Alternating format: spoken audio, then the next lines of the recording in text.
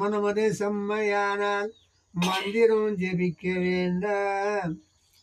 மனமது செம்மையானால் வாய்தனே உயர்த்த வேண்டாம்.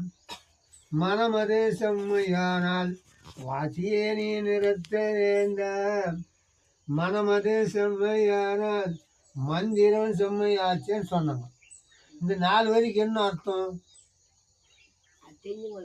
தெரிஞ்சவங்களுக்கு அர்த்தம். அது எல்லாம் யோகி இப்போ இது எல்லா யோகிக்கும் தெரியாது. யார் சத யோகியா இருக்கிறான்னு அவனுக்கு மட்டும்தான் தெரியும். மன செம்மையாகணும்னா சும்மா செம்மையாகாது. சரத்து ஓதாதவனுக்கு மனம் செம்மையாகாது. வாய்வை உயர்த்த வேண்டாம் சொல்லுவாங்க. ஒரு நிலையை நிற்கும் போது சரீரம் ஒரு நிலையை நிற்கும் போது அதான் மனம் அடங்கினா தான் சரீரம் நிலையை நிற்கும்.